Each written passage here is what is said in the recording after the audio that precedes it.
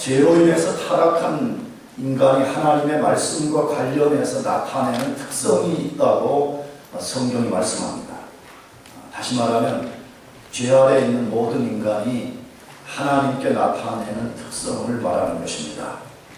그것은 하나님의 말씀을 크게 오해하고 경시하는 것입니다. 하나님 말씀을 매우 오해해서 알게 되고 심지어 하나님 말씀을 업신여기는 것입니다. 하나님은 인간의 행복을 위해서 어떤 것을 하지 말라 혹은 하라 라고 말씀합니다. 그런데 인간은 그것을 잔소리로 여깁니다. 하나님이 그렇게 말씀하는 것은 인간을 괴롭히고 인간의 흥을 깨기 위한 것이라고 여기고 귀담아 듣지 않는 경향이 있습니다. 절대로 그렇지 않습니다. 인간에게 가장 좋은 것을 주기를 원하시는 분이 어떻게 그렇게 할 수가 있겠습니까? 최근에 우리가 만나고 있는 가인을 보시기 바랍니다. 죄를 다스리라는 하나님의 경고를 무시할 때에 인류의 최초의 살인자가 되었습니다. 하나님의 말씀을 따르지 않을 때 그의 행복이 파괴되었습니다. 가인의 행복은 하나님이 깨뜨린 것이 아니었습니다. 야고보서 1장 16절 17절은 이렇게 말씀합니다. 내 사랑하는 형제들아 속지 마라. 내 사랑하는 형제들아 뭐 하지 말라고요? 속지 말라. 가장 좋은 은사와 온전한 선물이 다 위로부터 빛들의 아버지께로서 내려오나니 그는 변함도 없으시고 회전하는 그림자도 없으시니라. 우리가 속으면 안 된다는 거예요. 하나님이 어떤 분이라고 말씀해요? 하나님은 가장 좋은 은사와 온전한 선물을 우리에게 주시는 분이라 그렇게 말씀하는 것입니다. 그래서 우리 신학자는 말해요. 여러분이 받은 것 중에 최고의 것이 아니라 그것은 하나님께로부터 온 것이 아니라 그렇게 말합니다. 하나님이 우리에게 주시는 것은 우리에게 가장 좋은 것을 주시는 하나님입니다. 그것을 믿어야 됩니다. 하나님은 인간 속에 침투한 죄를 다스리지 않을 때 어떤 결과가 올 것인지를 너무나 잘 알고 계시기 때문에 죄를 다스리라고 경고하시는 것입니다. 타락한 인간이 죄와 관련해 보이는 또 다른 특성이 있습니다. 죄를 인정하지 않고 죄의 책임을 회피하고 죄를 변명하며 죄를 죄라고 말하기 싫어하는 것입니다. 잘 들어보세요. 성경은 죄 아래 있는 인간의 특성이 이런 것이라고 말해요. 죄를 인정하기를 싫어합니다. 자기가 죄를 지었음에도 죄의 책임을 회피합니다. 하나님이 너 죄라고 말씀하실 때에 죄에 대해서 변명합니다. 심지어 죄를 죄라고 말하기를 싫어하는 것입니다. 죄 말고 다른 용어로서 죄를 말하려고 시도하는 것입니다. 가인이 죄를 범한 후에 하나님이 찾아오셔서 그의 죄에 대해서 말씀하실 때 시종일관 이런 태도를 보였습니다. 죄를 인정하지 않고 책임을 회피하고 변명하고 죄를 죄라고 말하지 않았습니다. 그런데 가인의 모습은 가인에게만 나타나는 현상이 아니라는 데 문제가 있습니다. 수천 년 전에 가인에게만 나타나는 현상이 아니라 오늘 모든 사람들에게 동일하게 나타나고 있다는 것입니다. 잘 보세요. 지금 죄는 점점 강도가 높아가고 있는 것을 우리가 두 눈으로 보고 있습니다. 그럼에도 불구하고 사람들은 죄를 인정치 않고 죄를 죄라고 말하기 싫어하는 세대 속에 살고 있습니다. 만약 그렇게 된다면 어떤 결과에 봉착하게 될 것 같습니까? 실제적으로 죄는 존재하고 실제적으로 죄가 삶의 문제를 일으키는데 죄가 없단 말이에요. 죄는 죄가 아니라 그렇게 말한다면 죄를 막아설 수도 없고 죄를 해결할 방법조차 없게 되는 것입니다. 책임전가라는 글을 제가 읽어본 적이 있습니다. 책임전가. 이 시대 사람들이 죄를 어떻게 대하는지를 아주 잘 보여주는 글입니다. 이렇게 시작되고 있습니다. 나는 고양이를 죽이고 남편의 눈을 멍들게 한 다음 정신과 의사에게 가서 나의 심리 분석을 부탁했더니 그는 나를 부드러운 소파에 누이고 내 속마음을 뒤져가며 한참 만에 내 잠재의식에서 이런 것을 찾아냈다고 내게 보여주었습니다. 내가 한 살 때 어머니가 내 인형을 트렁크 속에 감추는 것을 목격했기 때문에 그것 때문에 현재 내가 알코올 중독이 되었다는 것입니다. 또 내가 2살 때 아버지가 집에 식모와 키스하는 것을 목격했기 때문에 그래서 내게 무엇을 훔치는 도벽이 생겼다는 설명입니다. 또 내가 오빠들에게 대해서 항상 서로 모순되는 감정이 동시에 있는 것도 그것 때문이라고 했습니다. 내게 구원한 많은 사람을 거절했던 것도 이것 때문이라고 했습니다. 이것을 배우고 나니 나는 기뻤습니다. 왜냐하면 그것은 내가 무슨 잘못을 해도 이제는 그 책임이 내게 있지 않고 항상 다른 사람에게 있다는 것을 알았기 때문입니다.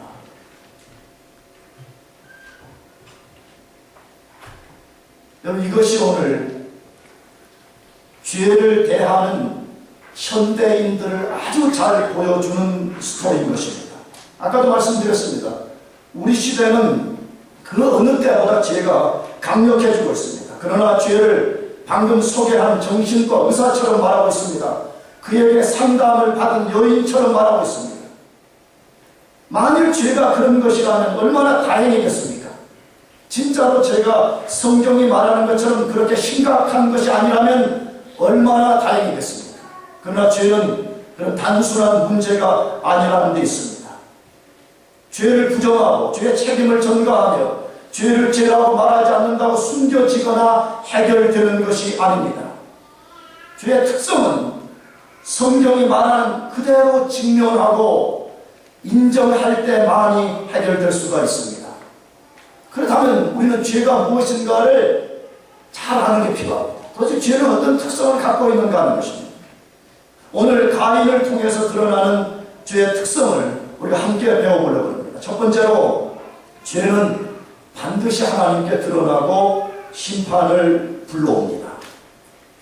다시, 죄는 반드시 하나님께 드러나게 돼요.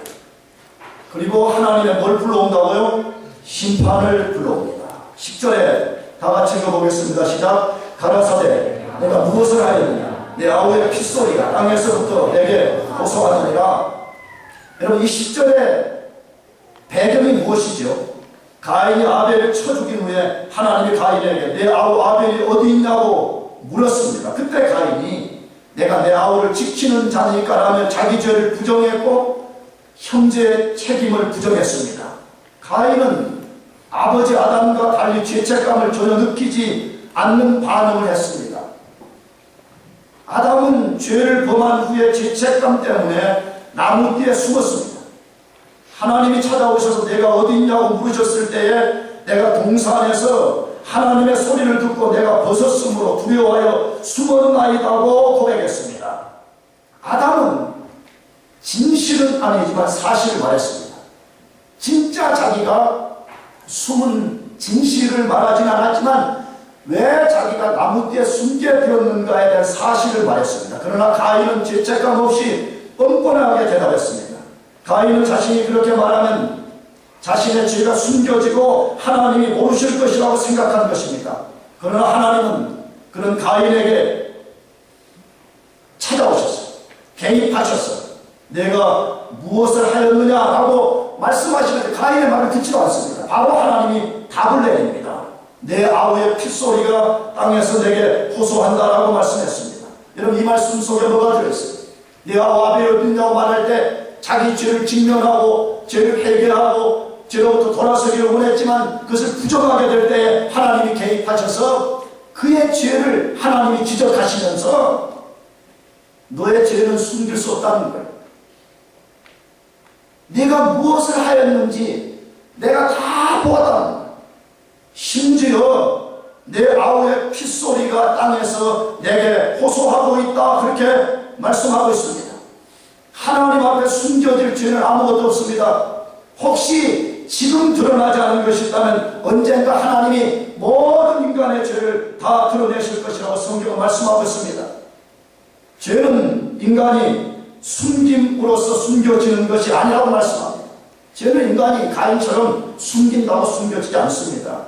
하나님 앞에 정직하게 드러낼 때만이 하나님이 숨겨주심으로써 숨겨지는 것입니다. 믿습니까? 인간의 진짜 죄는 인간이 숨길 때 숨겨지는 것이 아니라 그 죄를 하나님 앞에 드러내게 될 때에 하나님이 숨겨주시는 것입니다. 어떻게? 히브리서 9장 12절은 말씀합니다. 다 같이 읽어보겠습니다. 시작. 염소와 송아지의 피로 아니하고 오직 자기의 피로 영원한 속죄를 이루사 단번에 성소에 들어가셨느니라. 이 본문은 뭐지요? 예수님이 십자가에서 흘리신 피가 영원한 속죄를 이루었다는 말씀입니다. 그런데 여기 속죄라는 이 단어는 죄값을 지불했다는 단어이면서 동시에 죄를 덮는다는 말입니다. 예수님이 십자가에 피 흘려 주심을 통해서 그것을 믿는 사람은 누구든지 그의 죄가 예수 그리스도의 피로 완전히 덮어진다라는 말씀인 것입니다. 죄는 부인하고 변명함으로 숨겨지는 것이 아니라 하나님 앞에 인정하고 자백할 때에 하나님이 그의 아들 예수의 피로서 우리를 완전히 덮어주시는 것입니다. 믿습니까? 그러므로 우리가 의지하고 우리의 영혼이 찬양할 것은 예수 그리스도의 보혈밖에 없습니다. 여기 있는 목사도 여러분도 우리가 예수 그리스도의 피로 덮임을 받지 않는다면 아무도 하나님 앞에 나갈 수가 없을 것입니다. 우리는 너무나 잘 알고 있습니다. 우리가 얼마나 부패한 인간이고 우리가 얼마나 하나님 앞에 합당하지 못한 삶을 살고 있는 존재인가를 누구보다 우리 자신이 잘 알고 있습니다. 저는 종종 이야기합니다. 만일에 내 3일 동안의 삶을 비디오로 찍어가지고 여러분에게 보여주면 아마 다음 주부터 우리 교회 안 나올게. 아마 딴 교회 갈 거야. 물론 내가 그렇게 악한 인간은 아닙니다만 해도 정말 그래요. 정말 그래요. 여러분 예수 그리스도의 피로만이 우리의 모든 죄와 허물과 누추한 것과 부끄러운 것과 수치를 덮을 수 있는 것을 믿으시길 바랍니다. 가인의 죄는 하나님 앞에 드러났고 더 나아가서 하나님의 심판을 불러왔다고 소개합니다. 어떤 심판입니까? 11절 이하를 다시 한번 읽어보겠습니다. 시작. 땅이 그 입을 벌려 여호와의 피를 받았은즉 내가 땅에서 저주를 받으리니 내가 밭가라도 땅이 다시는 그 효력을 내게 주지 아니할 것이요 너는 땅에서 피하며 유리하는 자가 되리라. 가인이 아벨의 피를 흘려 땅을 더럽혔기 때문에 땅을 통해 저주를 받게 되었습니다. 이 말을 잘 기억해야 됩니다. 하나님은 아담이 죄를 범했을 때는 아담을 저주하지 않고 땅을 저주했습니다. 그러나 오늘 본문에 보면 가인은 땅을 통해서 직접 하나님의 저주를 받았다고 소개되고 있습니다. 왜 그렇게 했습니까? 왜 하나님 아담은 저주하지 않았으면서 가인을 하나님이 저주하셨는가 하는 것입니다. 그것은 하나님이 생명을 사랑하시기 때문이라는 것입니다. 하나님은 생명의 창조자이시고 생명을 너무너무 아끼고 사랑하기 때문에 생명을 죽이고 피를 흘리는 것을 철저하게 미워하십니다. 그래서 가인을 저주하는 것입니다. 여러분 우리 기억해야 됩니다. 크리스찬들이 낙태하고 생명을 경시 여기고 여러분 그런 것은 하나님의 뜻이 아닙니다. 그런 것은 하나님께서 원하시는 것이 절대로 아니라는 것을 기억해야 됩니다. 만약에 우리가 그런 삶을 산다면 오늘 성경에 근거하면 반드시 하나님의 심판을 불러온다고 말씀하는 것입니다. 그렇다면 구체적으로 어떤 저주를 받았는가 하는 것입니다. 두 가지 저주를 받았다고 말합니다. 첫째로는 뭐라고 했어요? 내가 밭가라도 땅이 다시는 그 효력을 내게 주지 아니할 것이다. 내가 밭가라도 땅이 다시는 그 효력을 내게 주지 아니할 것이라고 말씀했습니다. 피로써 땅을 더럽힌 죄 때문에 땅이 죄를 범한 인간에게 순순히 반응을 나타내지 않는다는 것입니다. 여러분 이 땅은 단순히 문자적인 땅만을 지칭하지 않습니다. 우리 삶의 오늘 모든 환경을 지칭하는 말입니다. 오늘날 인간이 사는 땅이 계속해서 황폐해지고 생존의 문제가 점점 어려워지는 이유가 어디에 있는가를 깊이 생각해야 되는 것입니다. 그것은 인간이 땅을 더럽히는 죄 때문이라고 성경이 말씀하고 있습니다. 여러분 그렇기 때문에 우리 그리스도인들이 똑바로 살아야 되는 겁니다. 믿습니까? 그리스도를 깨어 기도해야 되는 것, 죄를 막았어야 되는 것이에요. 냉담하고 무감각하고 아무리 소리를 쳐도 기도하지 않고 죄를 맞서 싸우려고 하지 않고 내 하나 잘 살면 된다라고 말해요. 여러분 그렇잖아요. 그거 아니에요. 그 사람들은 이 세큘라 월급 비율을 갖고 사는 사람들이야. 내 하나 잘 먹고 잘 살면 된다라고 생각하는 것이에요. 여러분 우리는 내 하나 잘 먹고 잘 살도록 부름받은 사람들이 아닙니다. 우리는 하나님 나라의 영광을 위해서 부름받았습니다. 지혜가 홍수처럼 밀려올 때 우리가 기도함으로써 그것을 막았어도, 그래서 이 땅이 죄로 덮이는 세상이 아니라 하나님의 영광이 물이 바다를 덮음같이 덮는 것을 보는 그것을 위해서 살도록 부름을 받았습니다. 그 일 때문에 목사로 불렀고, 그 일 때문에 여러분들을 박사로 불렀고, 여러분들을 직장인으로 불렀고, 여러분들을 가정인으로 부른 것입니다. 가인이 저주를 받은 구체적인 두 번째는 무엇이죠? 너는 땅에서 피하며 유리하는 자가 되리라고 선포했습니다. 너는 땅에서 피하며 유리하는 자가 될 것이라고 말씀했습니다. 피로써 땅을 더럽힌 죄로 인하여 한 곳에 정착하여 살 수 없는 존재가 되었습니다. 자신이 살던 곳에서 완전히 뿌리가 확 뽑혀가지고 자기가 살던 곳에서 단절된 존재가 되었습니다. 저는 언젠가 도망자라는 영화를 본 적이, 도망자 여러분 중에 본 사람 있을 거예요. 그 도망자의 삶의 그 스트레스, 처절함, 생존을 위해서 몸부림치는 그 모습을 볼 때 가인이 생각해요. 가인이 그런 모습이었어요. 도망자로서 정처가 없이 유리하는 존재로 살아야 되는 가인의 고통이 얼마나 컸을까 하는 생각을 해보게 되었습니다. 여러분 죄를 지으면요 하나님의 그 평안한 안식처 안에 살 수 없이 거기서 확 뿌리째 뽑힌 나무처럼 되어버리기 때문에 그런 인생은 아무리 돈을 많이 벌어도 세상에서 아무리 성공해도 그의 깊은 내면 속에는 도망자와 유리하는 존재로서의 두려움과 공포가 그를 사로잡고 있는 것입니다. 가인의 모습은 오늘 현대인들의 자화상이라고 생각합니다. 오늘 현대인들의 속에는 이런 두려움들이 꽉 차 있습니다. 왜 그렇죠? 하나님 없는 삶을 살기 때문에 그렇습니다. 하나님을 떠나와서 도망자로 유리방황하는 인생으로 살기 때문에 그렇습니다. 사랑하는 교우 여러분, 죄가 얼마나 치명적 문제와 고통을 불러오는가를 분명히 기억하면서 우리는 죄를 가인처럼 경솔히 다루지 않아야 되는 것입니다. 두 번째로 가인을 통해서 드러나는 죄의 특성이 무엇인가 하는 것입니다. 죄는 하나님의 정당한 심판에 대해서 저항하는 특성을 갖고 있다는 것입니다. 하나님이 때로 우리의 죄를 정당하게 심판하실 때 그것을 겸손히 수용하지 못하고 끝까지 저항하는 특성을 갖고 있다고 소개합니다. 어디에서? 13절 이하입니다. 다 같이 읽어보겠습니다. 시작. 가인이 여호와께 고하되 내 죄벌이 너무 중하여 견딜 수 없나이다. 주께서 오늘 이 지면에서 나를 쫓아내시온즉 내가 주의 낯을 배웁지 못하리니 내가 땅에서 피하며 유리하는 자가 될지라 물은 나를 만나는 자가 나를 죽이겠나이다. 하나님이 가인의 죄에 대하여 정당한 심판을 하셨습니다. 여러분 정당하지 않아요? 하나님이 주인이시고 나아가서 가인을 아벨을 쳐 죽인 그 인간에 대해서 하나님이 가인을 심판하는 것은 정당한 심판인 것입니다. 그런데 가인은 하나님이 자신에게 내린 심판이 자신의 죄에 비하여 너무 가혹하다고 불평하면서 그것을 받아들일 수 없다고 저항했습니다. 정말로 가인을 향한 하나님의 심판은 가혹하고 공평하지 않은 것이었습니까? 절대로 그렇지 않습니다.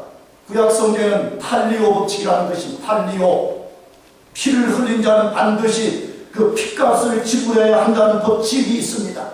이 탈리오 법칙에 의하면 가인은 아벨을 죽인 후에 곧바로 사형에 처해졌어야 했습니다. 그러나 하나님은 살인죄에 비하여 훨씬 가벼운 심판을 내리셨습니다. 훨씬 가벼운 심판을 내렸습니다. 그렇다면 왜 가인은 하나님의 심판이 공정하지 않고 하나님의 심판이 너무 가혹하다는 반응을 했을까 하는 것입니다.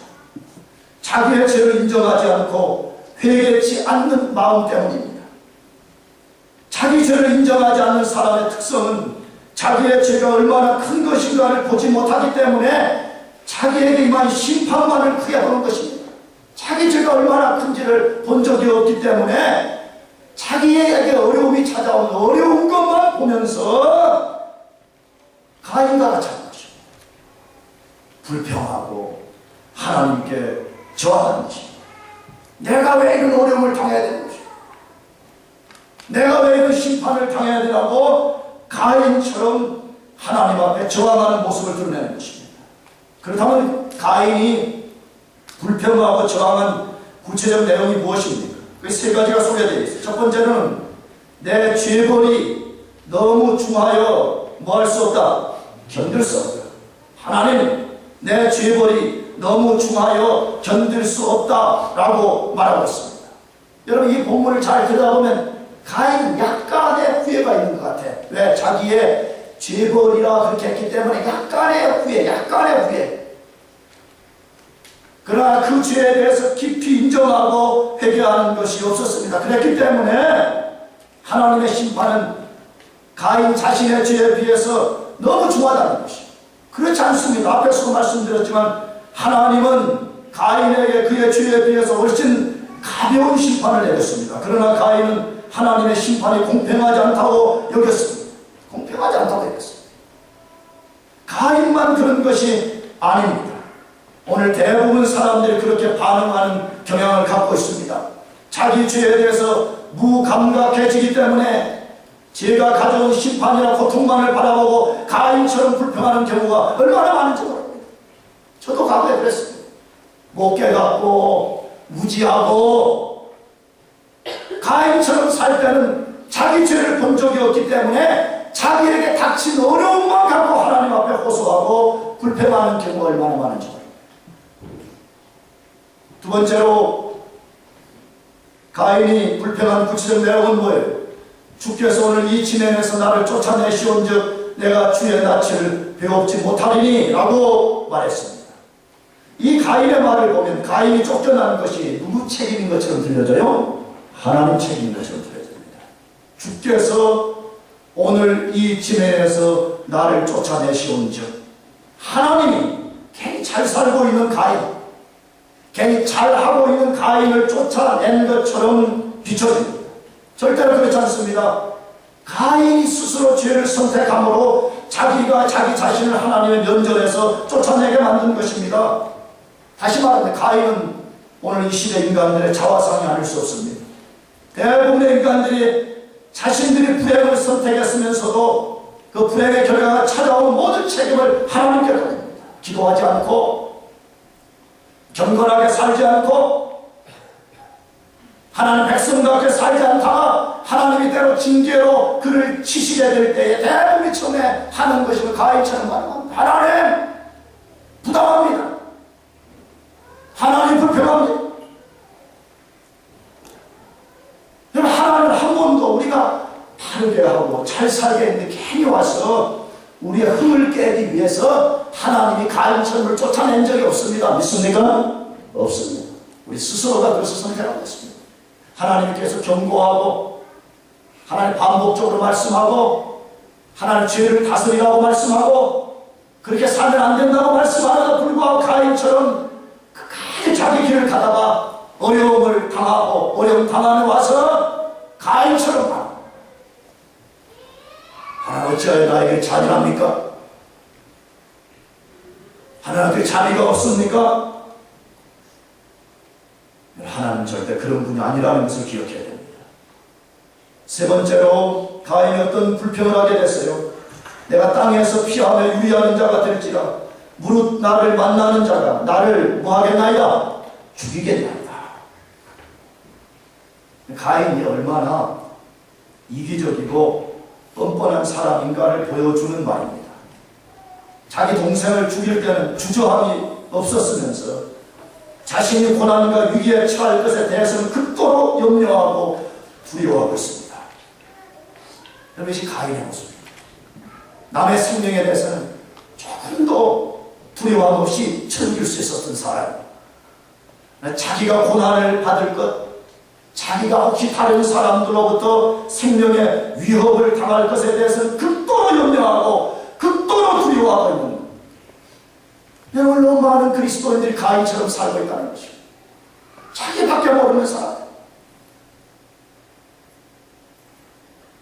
남들이 고난을 받고 남들이 위기에 처하는 것에 대해서는 눈 하나 깜짝을 하지 않으면서 자기가 조그만 어려움 당할 것을 생각하면 못 견뎌서 가인처럼 극도로 염려하며 사는 사람들이 얼마나 많은지 모릅니다. 가인을 통해서 죄의 특성이 명백하게 드러났습니다. 죄는 아담 때보다 점점 더 강력해지고 있음을 소개하고 있습니다. 아담은 하나님의 심판을 겸손히 받아들였습니다. 하나님이 너는 이제 언젠가 흙으로 돌아갈 것이다. 너는 에덴 동산을 나가라 라고 했을 때 아담은 가인처럼 반응하지 않았습니다. 왜 그런 것이죠? 똑같이 죄를 지었는데 아담과 가인의 반응이 다른가 하는 것입니다. 아담은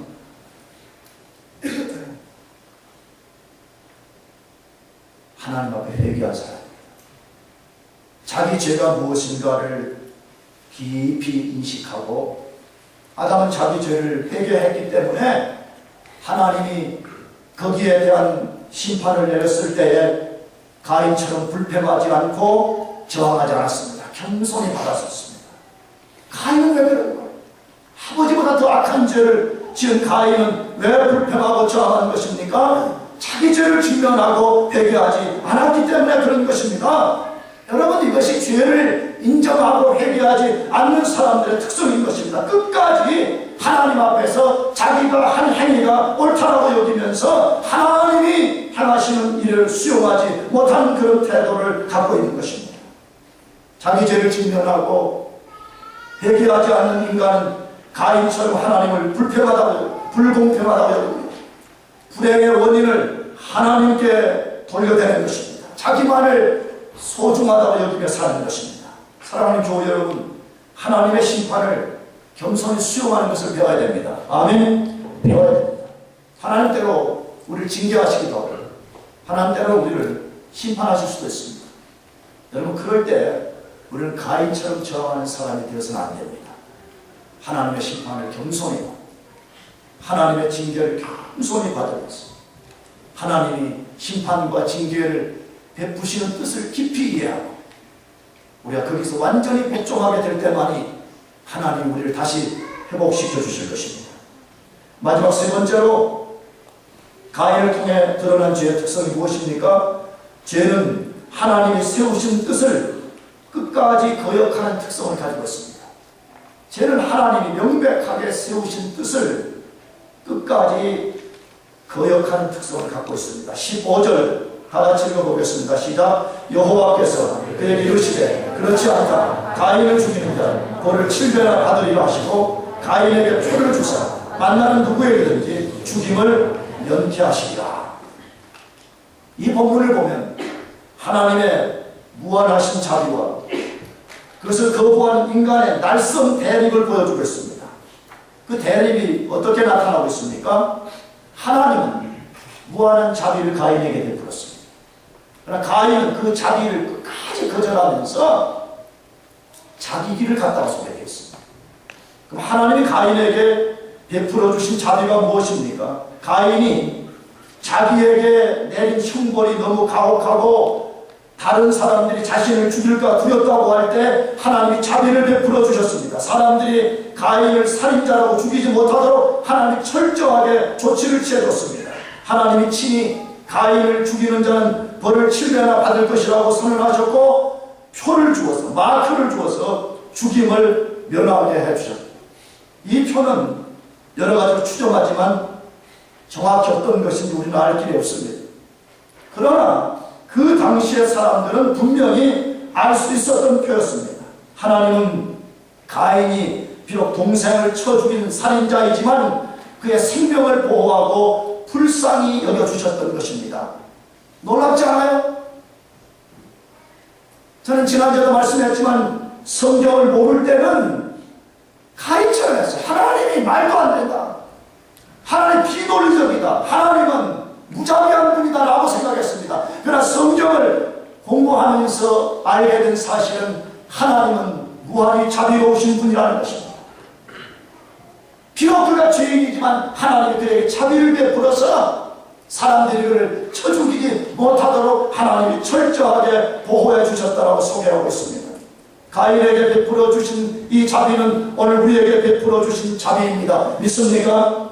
우리 중에 이 자비가 없다면 호흡할 수 있는 사람이 누가 있어요? 나는 넌 크리스찬들을 차지하더라도 우리 그리스도인들은 정말 매일 아침에 일어나면 우리가 우리 코를 가지고 호흡할 수 있다는 것에 대해서 감사해야 됩니다. 왜? 성경은 하나님은 때로 우리 인생의 코에 호흡을 거두어 가시는 분이라고 말씀하기 때문에 만약 우리가 밤에 자는데 코에 호흡을 거두어 가시면 우리는 일어날 수가 없는 존재입니다. 여러분이 오늘 어떻게 여기에 나오게 됐어요? 여러분이 어떻게 두 발을 가지고 여기에 나오게 했어요? 물론 보미는 네 발이지만 우리 보미가 발을 다쳐가지고 클러치가 하고 우리가 이 호흡하고 살 수 있는 모든 것은 하나님의 자비입니다. 더 나아가서 거룩하시고 완전하신 하나님 앞에 예배할 수 있는 것, 하나님이 가인에게 내려줬던 그 자비를 우리에게 지금 베풀어 주기 때문에 우리가 하나님 앞에 설 수 있다는 것을 기억해야 됩니다. 그런데 하나님이 베푸신 자비에 대해 가인은 어떻게 반응했습니까? 끝까지 자신의 죄를 해결하지 않았고 하나님 앞에 살 수 있게 해달라는 간구를 하지 않았습니다. 참 가인은 이걸 볼 때 안타까운 거예요. 여러분 창세기 28장 이하를 읽어보게 되면 야곱이라는 사람이 나와요. 야곱. 누가 나와요? 혜연아 누가 나와? 야곱이 나와. 그런데 이 야곱이라는 사람은 아주 빼찔빼찔한 사람, 정말 그냥 기름 발라놓은 사람이잖아. 하나님이 야곱을 인도하시겠다고 하나님이 약속도 하시고 하나님이 계속해서 개입하시고 인도하셨습니다. 그런데 자꾸 인간적인 생각이 너무 강한 사람이어가지고 하나님의 인도를 안 받으려고 해. 하는 일마다 자기 방식으로 하려고 해. 그래서 여러분 알다시피 자기가 도망가가지고 그 자기 나중에 처갓집이 되는 집에 두 딸이 있었잖아요. 레아와 라헬이라는 이쁘진 않은 거예요, 두 딸은. 근데 딸이 있었어요. 그런데 그 동생 라헬이 너무 마음에 든 거예요. 그래서 이제 그를 참 사랑하고 있는데, 아버지가 안 주는 거예요. 그래, 7년 일하면 준다. 또 7년 일하면 또 속여가지고 14년 일하고. 자기 인간적 방법으로 하는데 고생만 진탕하게 하는 거예요. 그러다가 20년 만에 이제 도망갔던 지역에서 자기 옛날 고향 땅으로 돌아오게 되었어요. 고향 땅으로 돌아오는데 옛날에 20년 전에 사고를 친 일이 있어요. 자기 형을 속인 적이 있어가지고 형이 동생이 돌아온다는 소문을 듣고 자기 집에 있는 군대를 동원해야 돼요. 야곱을 만나러. 근데 형이 지금 사람들을 이끌고 온다는 소식을 들었어요. 야곱이 얼마나 또 얄팍한 수를 썼는지 언젠가도 소개했죠. 거기 자기 부인, 둘, 종, 척들, 거기서 나온 애들, 그 다음에 소떼, 양떼 다 끌고 왔는데 난 나 같으면 그랬을 것 같아. 남자 자존심 안 구기기 위해서 내가 당당하게 나가가지고 죽이라면 죽여라 그랬을 것 같아. 난 멋있지? 안 멋있는가? 멋있는가? 말해봐도 나중에 실제 어떻게 되는지 모르지만 그런데 어떻게 했어요? 얼마나 얄팍한지 덜 사랑하는 척과 아이들부터 앞에 세우고 차근차근 이렇게 세우고 자기는 제일 뒤에 쓰는 거예요. 왜? 혹시 형에서가 나를 용서하지 않고 진짜 나를 친다면 자기는 도망가겠다는 거예요. 제일 뒤에 남아있었어요. 그런데요, 곰을 피하려다가 호랑이를 만난다고 예서를 피하려고 했는데 그날 밤에 하나님을 만나게 됩니다. 하나님이 야곱에게 찾아와가지고 야곱과 씨름을 합니다.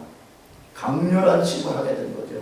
나중에 야곱이 자기가 씨름한 그가 하나님이라는 것을 알게 돼요. 그래서 야곱이 목 놓아 울게 된 거죠. 뭐라고? 하나님 나를 축복해달라고. 하나님 나를 축복해 주지 않으시면 내가 하나님을 놓아드릴 수 없습니다. 그리고 하나님을 붙든 거예요. 그러니까 하나님이 야곱의 환도뼈, 허리뼈를 쳤다고 했죠. 야곱이 꺾어진 거예요. 절름발이가 되는 거예요. 그 놀라운 사실 성경은 분명히 하나님과 야곱이 싸움에서 야곱이 졌는데 야곱이 이겼다고 말해요. 야곱이 이겼다. 너 이름을 이제부터 이스라엘이라고 바꾸라고 이렇게 말해요. 뭘 소개하는 것이에요? 비록 그렇게 뺀질거리고 절망적 상황에 놓여 있었지만 하나님을 붙들고 간구할 때 하나님이 살 길을 주신다는 거예요. 믿습니까? 그렇다면 가인이 말이래. 하나님이 너는 이제 유리하는 나그네가 되어야 된다고 말씀했을 때 야곱처럼 하나님을 붙들었다면 어떻게 됐을까 하는 거예요. 하나님, 내 죄를 회개합니다. 내가 그런 죄를 지은 잔인한 인간입니다. 하나님 용서해 주십시오라고 간구했더라면 하나님이 어떻게 하셨을까 하는 것입니다. 그러나 가인은 끝까지 간구하지 않았습니다. 여러분, 죄보다 더 무서운 것은 죄를 회개하지 않는 것입니다. 죄보다 무서운 것은 회개하지 않는 마음인 것입니다. 누가복음 16장을 보면 땅에서 화롭게 살다가 죽어서 지옥에 떨어진 한 사람의 이야기를 예수님이 소개합니다. 그 지옥에 떨어진 사람의 특성을 소개하는데 고통스러운 지옥에서도 자신의 죄를 끝까지 회개하지 않는 것입니다. 그것이 너무 고통스러운 장소라는 것을 알기 때문에 땅에 있는 자기 형제들이 지옥에 오지 못하도록 시도를 했습니다. 그 방법이 뭐였죠? 화로이 땅에서 살 때 쓰던 방법을 썼습니다. 그 지옥에서도 그 위대한 아브라함을 자기 종 부르듯이 아브라함이야! 나는 그렇게 들려요. 그 성경을 볼 때마다. 아브라함이야! 이렇게 들려요. 그렇게 아주 무례하게 부르면서 그 천국에 가 있는 나사로 시켜서 손가락에 물을 찍어가지고 내 혀 좀 서늘하게 하고 그 다음에 땅에 5명의 형제들이 있으니까 누구 좀 보내가지고 절대 지옥 오지 못하게 하라 라고 명령을 해. 아니 지금 지옥에 있는 인간이 천국에 있는 사람도 지금 Please? Can you help me? 이해가 좀 될까 말까 하는데 무슨 자기가 명령을 해가지고 여러분 그 시도는 단호히 거절해요. 다시 말씀드립니다. 죄보다 무서운 것이 회개치 않는 마음입니다.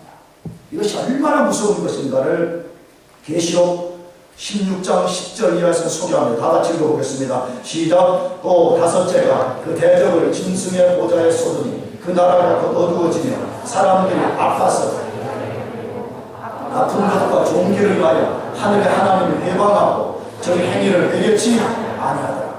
자, 이 말씀을 이해하려면 이 말씀이 쓰여진 배경을 이해해야 되는데 이 다섯째가 그 대적을 짐승의 보좌에 쏟으니 이렇게 되어 있어요. 요한계시록에는 하나님이 이 세상을 심판하시는 원리를 인재앙, 나팔재앙, 대접재앙이라는 것을 통해서 소개하는데 이 대접재앙은 인류 역사의 마지막에 일어나는 심판들을 소개하는 것입니다. 근데 하나님이 이 인류를 심판하기 위해서 하나님께서 대접을 쏟을 때 하나님의 심판이 보좌에 쏟아져서 그 심판을 받은 사람들이 아파서 자기 혀를 깨물고 아픈 것과 종기를 인하여 하나님을 회방하고 마지막에 뭐라 그랬어요? 저희 행위를 뭐 했어요? 되게 끝까지. 우리 같은 분에 조금 너무 힘드니까 하나님 내가 뭐 잘못했어요. 하나님 깨닫게 해주세요. 하나님 이거 잘못했네 용서해 주세요. 그랬을 것 같아.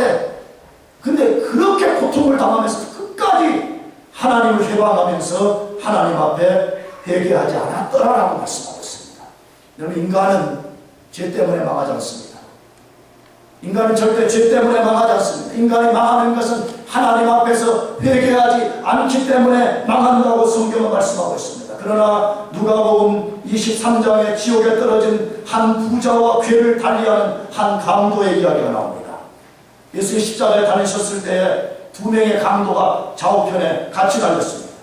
그런데 한편 강도가 처음에는 반대편 강도처럼 예수님을 욕하고 비난했습니다. 그러다가 예수님이 하나님의 아들 메시아라는 것을 알게 되었습니다. 그래서 거기서 이게 잠시 후면 죽게 되는 아주 극적인 상황에서 죄를 회개하며 예수님에게 이런 요청을 했습니다. 당신의 나라에 임하실 때 나를 기억하소서. 정말 극적인 거죠.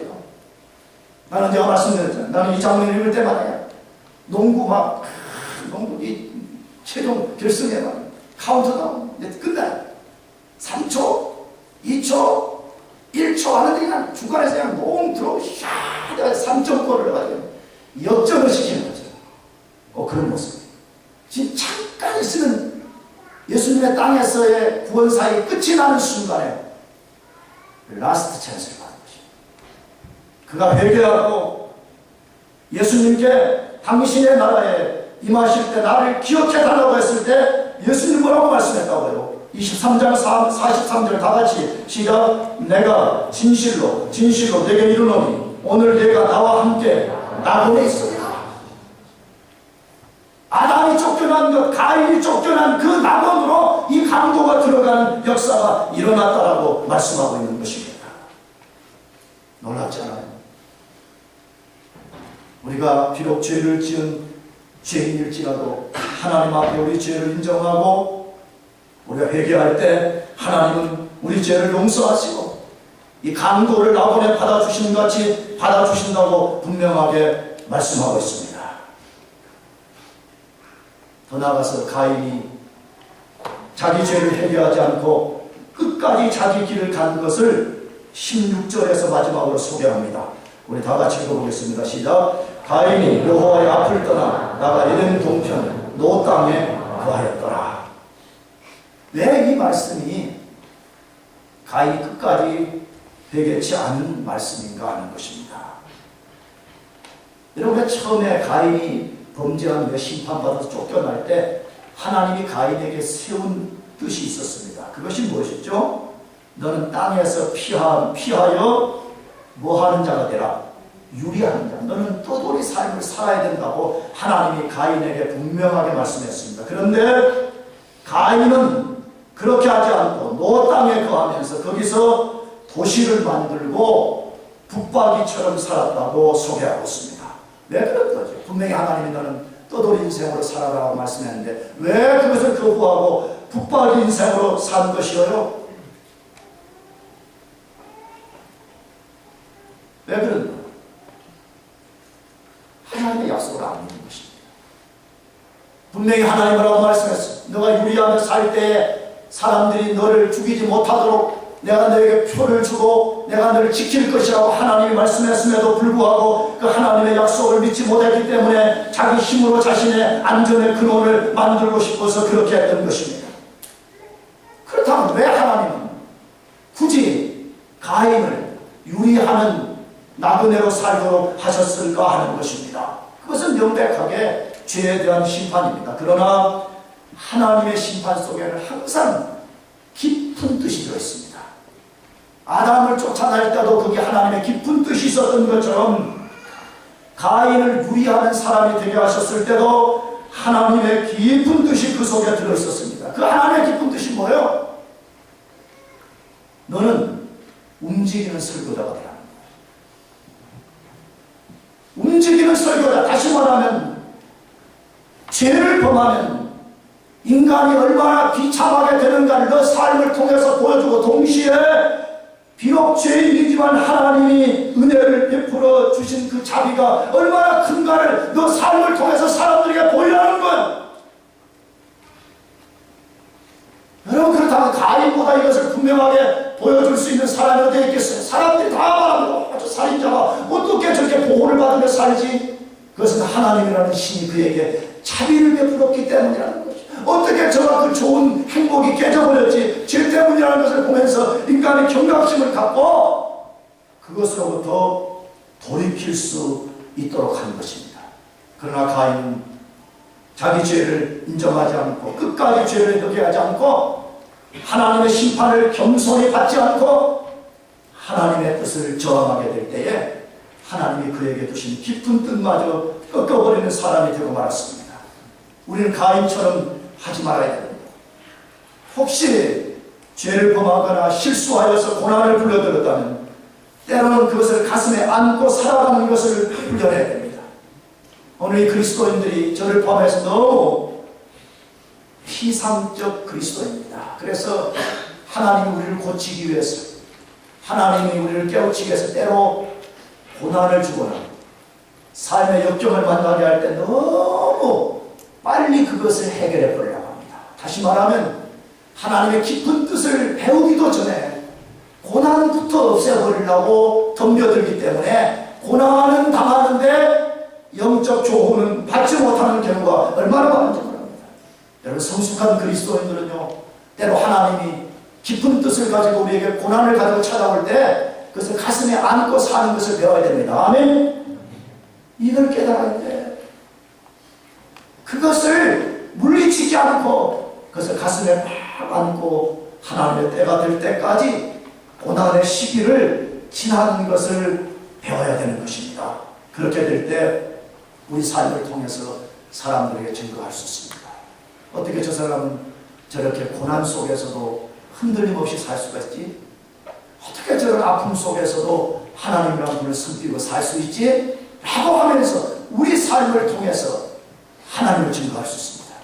우리 삶을 통해서 다른 사람으로 하여금 가인처럼 살지 않도록 하는 귀한 삶을 살게 되는 것입니다.